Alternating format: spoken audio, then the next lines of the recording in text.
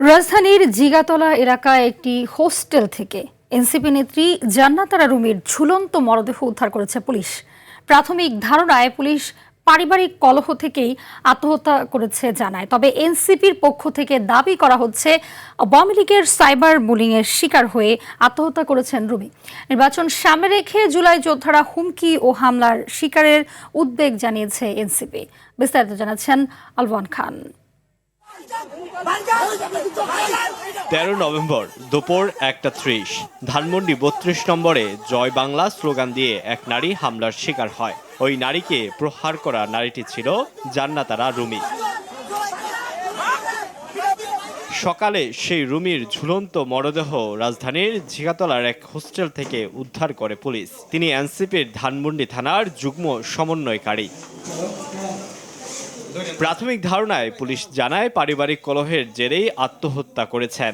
পারিবারিক কলহ এবং এই কলহ থেকে উনি মানসিক কিছুটা যন্ত্রণায় ভুগছিলেন, সেখান থেকে আত্মহত্যার ঘটনাটি ঘটেছে বলে আমরা ধারণা করছি। অধিকতর তদন্ত করে এই বিষয়ে চূড়ান্ত সিদ্ধান্তে পৌঁছাতে পারব।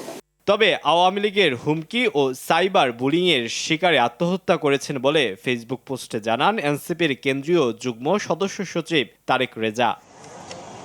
এদিকে বিকেলে ঢাকা মেডিকেলে এনসিপির সিনিয়র যুগ্ম আহ্বায়ক সামান্তা শারমিন সাংবাদিকদের বলেন, নারী নেত্রীরা বারংবার বুলিংয়ের শিকার হচ্ছে, দলগত ব্যবস্থা নেওয়া হলেও সরকার নেয়নি।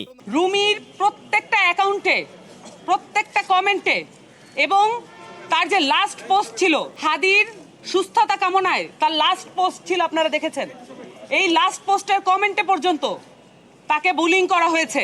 গত 13ই নভেম্বর রুমি ধানমন্ডি থানায় একটি জিডি দায়ের করে। গত 12 তারিখ ইনকিলাব মঞ্চের মুখপাত্র ওসমান হাদিকে গুলি করে হত্যা চেষ্টার পর বৃহস্পতিবার সাইবার বুলিংয়ের কারণে এনসিপির ধানমন্ডি থানার যুগ্ম সমন্বয়কারী জান্নাত আরা রুমির এই মৃত্যুকে আত্মহত্যা হিসেবে দেখতে চায় না এনসিপি। আলওয়ান খান, RTV।